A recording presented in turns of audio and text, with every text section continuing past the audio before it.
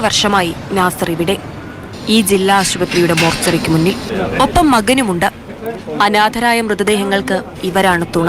ഗുജറാത്ത് സാറിന്റെ ചില ക്ലാസ് ഉണ്ട്, ഈ ബോഡിനെ എങ്ങനെ സ്നേഹിക്കണം, ഏത് ലെവലിൽ പോകണമെന്ന്. അദ്ദേഹത്തിന് ആ വാക്കുകൾ കേട്ട് കഴിഞ്ഞാൽ നമ്മൾ അറിയാതെ തന്നെ നമ്മൾ അതിൽ ലയിച്ചു പോകും. കൊണ്ടുപോയ കൊല്ലം, കോട്ടയം, ചങ്ങനാശ്ശേരി അങ്ങനെയുള്ളവരൊക്കെ പറയും, നിങ്ങൾ പാക്ക് ചെയ്ത് തന്നിട്ട് ഇന്ന് വരയ്ക്കും ഞങ്ങൾക്ക് ഒരു തുള്ളി പോലും വെള്ളം പോലും ആ ബോഡിന് കീഴ്പോയിട്ടേക്ക് വന്നിട്ടില്ല എന്ന് പറയുന്ന ഒത്തിരി ആൾക്കാർ. അവർ പറയുമ്പോൾ നമുക്ക് കുറച്ചും കൂടി പ്രോത്സാഹനം കൂടിയതായി. ഈ ഫീൽഡിൽ വരുമ്പോൾ ഒരു കാര്യം ശ്രദ്ധിക്കണം, പൈസ ഉണ്ടാക്കുന്ന എയിമിൽ വരാൻ പാടില്ല. അതാണ് ആദ്യത്തെ തെറ്റ്. പൈസ ഉണ്ടാക്കാനല്ലേ വരിക. സേവനത്തിൻ്റെ മുകളിലൊരു സേവനം പറഞ്ഞ സാധനമുണ്ട്. ഇതാണ് മനുഷ്യൻ അവസാനമായിട്ട് ചെയ്തു കൊടുക്കുന്ന ഒരു ഏറ്റവും വലിയൊരു കടമ.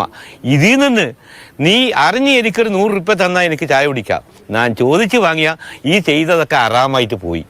ആ ഒരു ലക്ഷ്യമാണ് മനസ്സിൽ വരണം. ഇത് മക്കൾക്ക് ഞാൻ പറഞ്ഞു കൊടുത്തിട്ടുണ്ട്. ഞാനിപ്പോൾ നിന്ന് സംസാരിച്ച് ഇനി അവിടെ എത്തുമെന്നുള്ളത് എനിക്ക് ഉറപ്പില്ല. ഇനി ഞാൻ നേരെ വെളുപ്പിക്കുമെന്ന് ഉറപ്പില്ല. ഇപ്പം ഞാൻ എന്തെങ്കിലും ചെയ്തോ അത് എനിക്ക് കിട്ടിയെന്ന് മാത്രം, അങ്ങനെ ഒരു ബോധത്തിൽ കൂടെ ഇവിടെ ഇരിക്കുന്നത്. എനിക്ക് ഡെക്കറേഷൻ ഫീൽഡ് കാര്യങ്ങളൊക്കെയാണ്. അപ്പോൾ ഈ കൊറോണ ടൈം പണിയൊന്നും ഉണ്ടായിരുന്നില്ല. അപ്പോൾ വാപ്പാൻ്റെ കൂടെ വെറുതെ വന്ന് നിന്നിട്ട് അങ്ങനെ ഇതായി.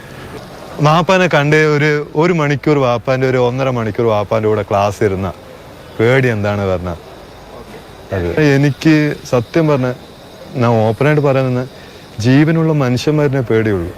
കോവിഡിന് ശേഷം മകൻ അഫ്സലും നാസറിനൊപ്പമുണ്ട്. ആരും